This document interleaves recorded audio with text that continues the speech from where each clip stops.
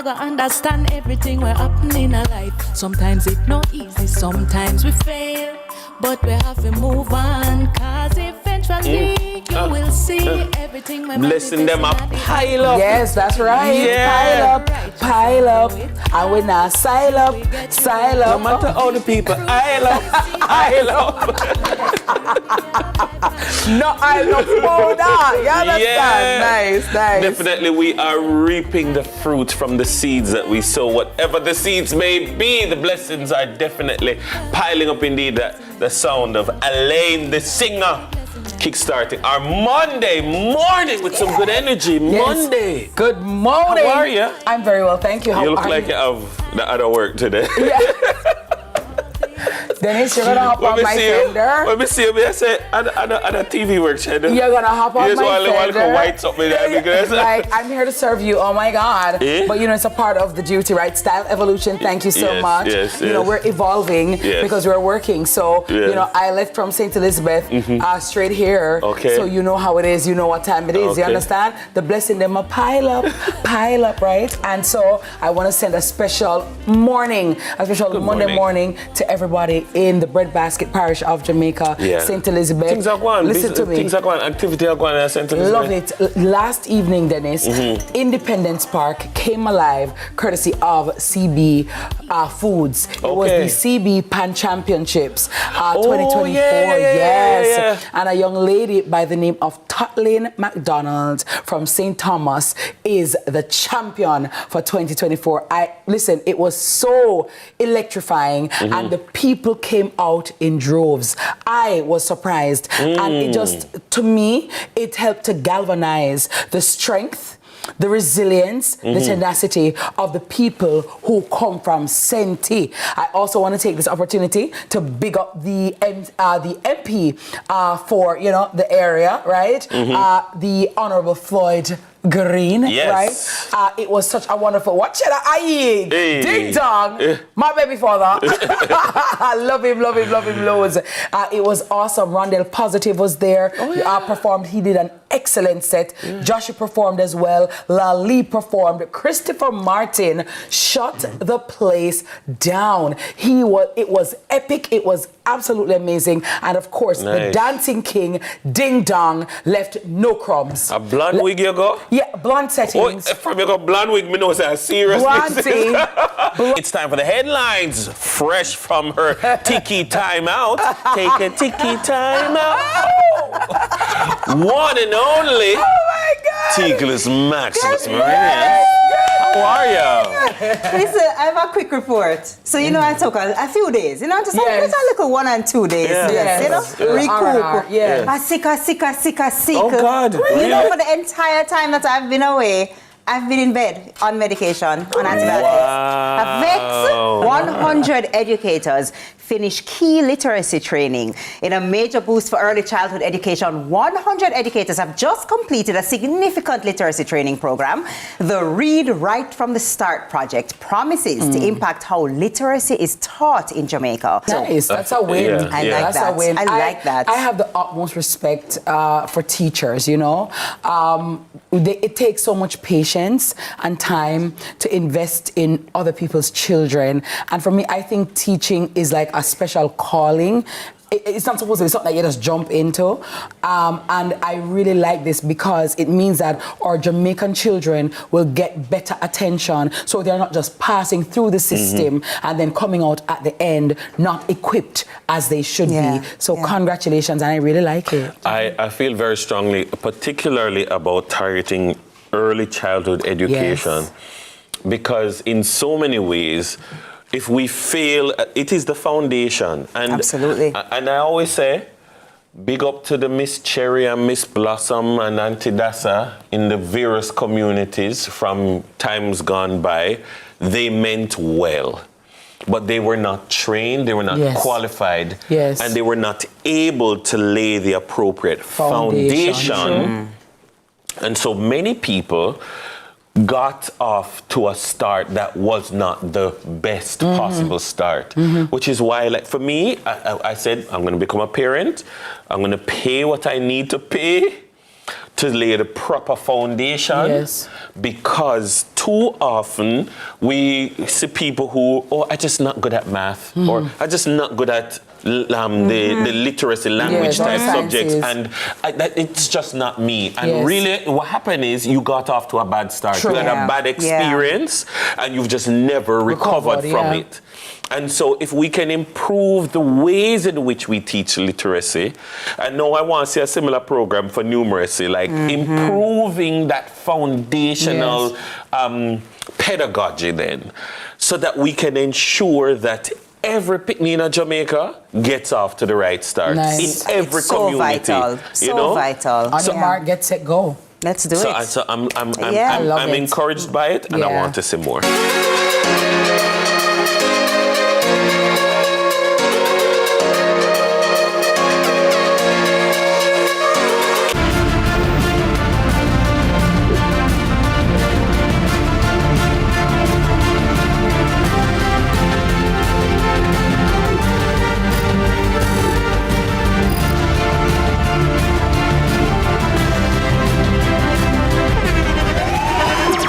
The internationally acclaimed On Stage with Winfred Williams. At a new time, Saturdays at 8 p.m. on CVMTV. So much more than entertainment.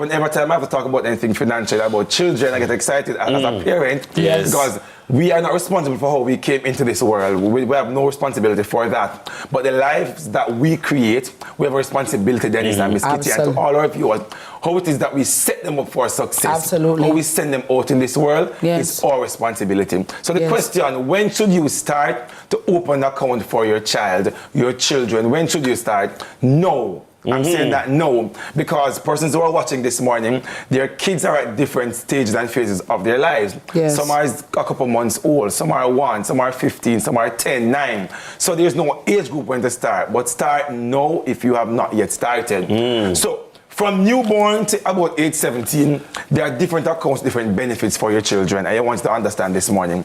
So I've broken them down in age groups just to get the attention of the parents who are actually watching, or the godparents, or the older brothers or sisters, yes, because godparents, that makes sense. And yes, and I'll walk through that. So if it is that you have a child now who's about 0 to 2, and I say 0, a few weeks old to about age 2, you can open an account for the child. And person may be wondering, really? Me never know. But the reality is, yes, you can do that. There are several regular accounts with your banks that you can walk into and say, hey, I want an account for my child. What is also good, if you're giving a new parent a gift, you can also give a financial gift. Yes. It doesn't have to be a shoe or a dress, because you know, in a month or 2 or a few weeks, that is no longer applicable to the child. But guess what is always applicable?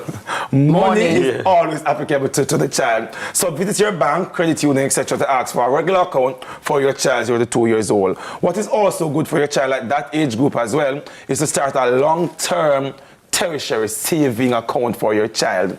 Many banks and or groups offer this long-term saving.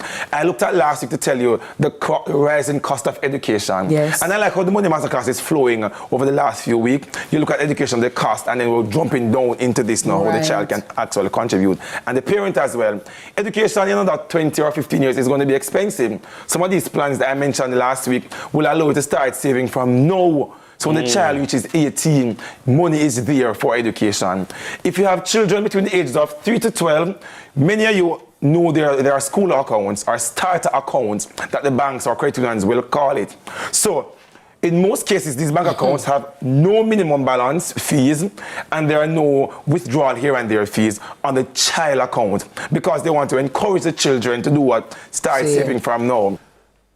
Yeah, sure. So I grew up all around Kingston, Jamaica, and then for a certain period of time, I lived in and then I lived in Yala, St. Thomas. Then we moved back to Kingston, so sort of country girl and city girl all at the same time. Wow, you see it there? You see it there? That's where it started. I get it now. I get it now. And then went to the Arden High, which I must say, big up Arden. And so at some point in your time at the University of the West Indies, you said, I could do this in Canada. Why? Yes, that's interesting. Actually, I always wanted to do social work practice in Canada because they had a human rights-based perspective, and I was interested in that. And UWI, I'm pretty sure they probably still have it. They have a really great exchange program that comes with a scholarship. And so ahead of time, I knew that I wanted to pursue that. And I got the grades to get in, and I went to Canada, and I never stopped. Once I got to Canada, I was like, this is it. And as a coordinator at the time told me, she's like, she saw me on our first meeting after Canada, and she was just like, oh, you have that look, like the bug got to you. And I was like, yes, the travel bug has hit me, and I've never stopped since. Wow, absolutely amazing. So this journey now of you being in Australia, talk to us about why did you decide to pursue your PhD at Luxembourg University of Luxembourg, but you're going to Australia? The other side of the world. Yeah, Yes. I know. It's so far here. I'm already like 15 hours ahead of you. Trust me, I know. So actually, it was just almost a ripple effect. So I did my master's, and for my master's, I did a thesis in Paris on trauma in a community context.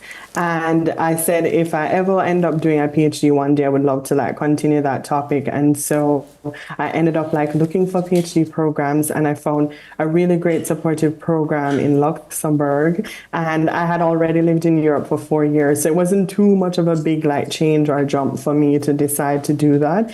And then Australia, I always was interested in like Indigenous communities and social justice movements. And Australia is massively big on that. And so I decided to do 2 case studies, one in Luxembourg, one in Australia, to compare how social justice movements happen around the world. Look at this. Yeah. I have to test it. Lovely. Yeah. Well, it's a good thing that these are actually kid and adult friendly. Yeah. Lots of veggies, but I've come up with like unique ways to hide them in the food. Yes. I mean, when I'm doing school, I kid you not, I just do toast and eggs. Yes. But for the sake of TV, we don't have to spice it up. Yes. And these are really perfect for like on the go in the car, because I do that a lot too. So I came with a zucchini waffle. So you know the kids love the waffle already. Okay, Yes. so you ran it through one of those Yeah, so thingies. I wanted to show you guys how it looks. Is the shred the nice. zucchini really fine. You can use a grater. We'll have some Parmesan, some red onion, and a pancake mix, Oh, wow. which has everything in there that you need to leaven it, right?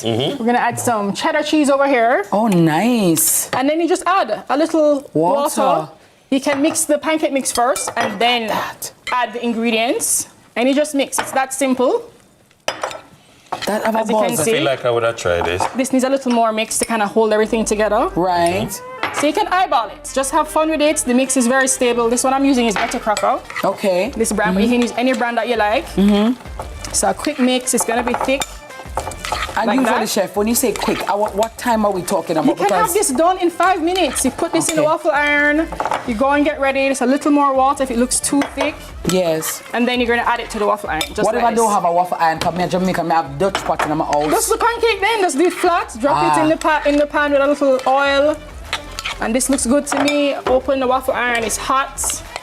And you're just gonna scoop it in. You wanna do this? You wanna do it? Yes, go Daddy Dennis. Lovely. Okay, so while you scoop it in, you just do 2 spoonfuls. Yes. We're gonna move over here really quickly to these, I'll call these cupcake eggs. Yes, yes. It's like a frittata. Yes. So you mix it just like you do in scrambled eggs, put a little cheese, a little salt, a little black pepper, and then you just put them. I made these because I didn't have any of the foil ones, right? Yes. But you can use the paper ones or your regular cupcake holders, and then you just top it off with some salsa. Just get a Nice. spoon over here. Because I like the variety, chef, because I know some parents may have children who are picky eaters. Oh, yeah. And Lord. it's very difficult for them to get them to eat the stuff. And Yeah. especially that's healthy for them because, you know, their little brains are developing and you don't just want to feed them with sugar and salt and Okay, all so the you can things that close are it now. bad.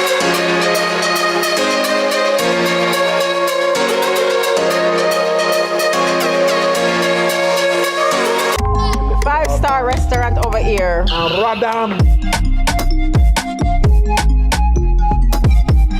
No, you're kidding. This is your girl, Diva Madonna with a capital D. I'm a big chef, trust You're me. a big chef. All right. I don't think you can test me. And you are watching Cooking with Love on CVMTV. Guys, listen. come. Let me show I go on. Cook with love. Cook with love. This is so with much me. love.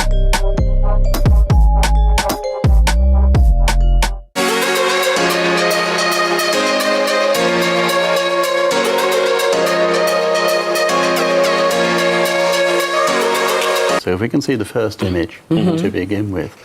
The first image shows the earthquakes that have happened over the last 4 years. And what we see in this case is we see the 3 earthquakes which I've been basically concerned about, as has Kevin, by the way, as well. But you can see that the more recent one is not associated with quite as many earthquakes as the one which was in October last year. Right. If you look back at that one, there's a very, very significant peak of earthquakes in the few days around that actual, basically, earthquake. And the other thing you can actually see from that is that if you look at the earthquakes before that event, there's only about 13 or 14 per month. Now, when you get past that event, that's increased to 23, and it's still high. Wow. So since we had that big event, that 5.6, which pretty much everybody felt. Yes. All right. Since we've had that, we are seeing a higher number of earthquakes per month continuing. And of course, this month they've gone up a little bit with that larger 5.3. We exist on a transform plate margin, which suggests plates moving back and forth. Yes. Is it that there is a heightened period of activity and that we're seeing that is outside of normal? There will be times when faults move, and there will be times when we get aftershocks associated with those. So what we just wanted to show you today was some of the information about that. So we're going to give you a little bit of geology, physics type things. Yes. Yeah. Well, I mean, a lot of us go through that. We're pulled over by the police. You feel like you have to stop. They ask you for a search. You feel like you have to open your vehicle. But the case law says something different. So please tell us about... And it is trending on social media. Yes, as well. Every now and again you see videos of people... being pulled over. Asking the police questions, questioning. I've seen a video that was ill-advised that would, somebody purported to be a policeman saying things that are not in line with the law. What does the law actually say? So it happens more frequent than you would think, right? It actually happened to me just this weekend when I was traveling to Negril, right? Obviously, I wasn't clad like this, and I was heading that side, and I got pulled over. Now, when I was stopped, I sensed to myself that, probably a slight degree of profiling happening. Young person in a good-looking vehicle. So when the officer stopped me and his interaction with me, I got that impression. I did more listening than talking in the first half. And when he stopped me, I said, "Good morning, sir." So I said, "What's the purpose for the stop?" And then he started saying, it's a random stop check and checking for any breaches. And he goes on to quote all different reasons for stopping me. He's quoted about 6 different reasons. And then I laughed to myself and I said, "Nice to meet you. My name is Abel Don Foot." And then he identified me after that. And then, very politely, it ended, the interaction ended. But I said to myself, a lot of times these stops happen, they are done in a very arbitrary way, right? And it is the law of this nation that persons gathered under the King's Peace, you are entitled to freedom from search of person and from property unless it is lawfully justifiable. So there has to be a legal reason for the stop. This was tested actually in our Supreme Court, our High Court, by Justice Batts, right, in the Hemmings judgment, right, where he went through clearly the constitutional position and the common law precepts, because there is still a thought called trespass to person. So there has to be good cause. You can't just say, reasonable suspicion. What makes a suspicion reasonable? Well, they will say, I've seen a video where the police said, "Well, we suspect that you have a gun." We suspect that you have a gun. Right. So that's There has to be some evidence of that, right? Because, you know, they're acting on information. I think Chevening's going from strength to strength because its name recognition is now very, very powerful. Very much, right. And that's all about the people that have gone through the programme and what they've gone on to do and succeed. I think there are more than 20 either current or former heads of state and government around the world who are Cheveningers. And here in Jamaica, they've gone into all sorts of fields, whether that be in the law, whether it be with the police, whether it be in government even. Your very own Orlando Terlong, the minister, is himself a proud Cheveninger. So I think as the programme has gone on over the years, I think there are 60,000 now around the world who've had Chevenings. And Jamaica, I may say, punches well above its weight.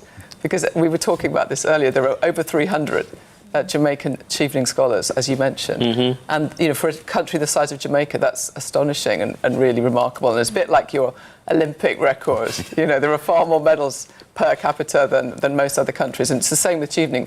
So we really want to use some of you know, our own money. It's a magnanimous act, obviously, donating money for Chevening scholarships, but it's also self-interested, because we very much hope that the scholars go to the UK, obviously pursue whatever field of study they will be pursuing, but then they will form friendships, connections, and hopefully come back with a lifelong affiliation for and you know, warmth and friendship with the UK, and that will help us you know, promote our own reputation and our own networks around the world.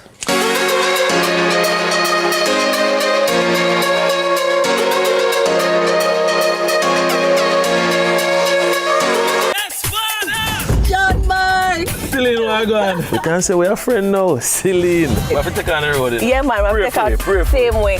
All right, Lord, thank you so much for this day. Me, I do the work. Yeah.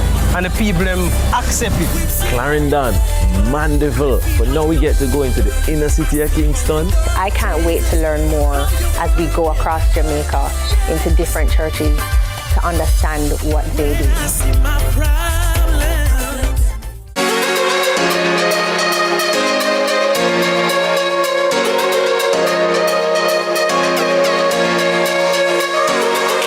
You said the circus, the Suarez Brothers Circus, is back to Jamaica after 7 years. Yes. We're planning to start in Jamaica in November.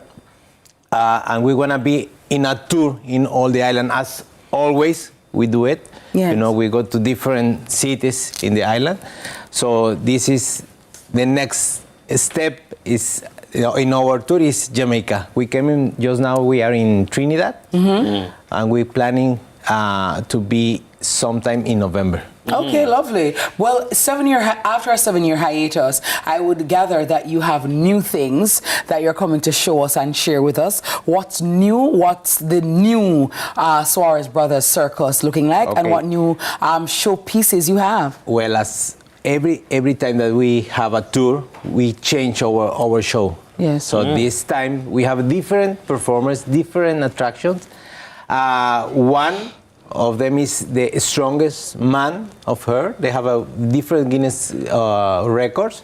Then we have, as you've seen in the TV, the high wire, the pendulum of death, and as everybody asking for, the amazing glove of death, the bikes on the glove of death.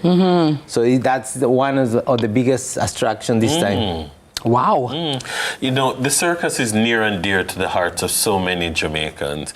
Some of us will remember going to the circus in Kingston, in New Kingston, before Emancipation Park was there. Right. I mean, the Suarez Brothers Circus is synonymous with excellence. How old is the Suarez Brothers Circus now? Well, I'm the 5th generation of the family. Wow.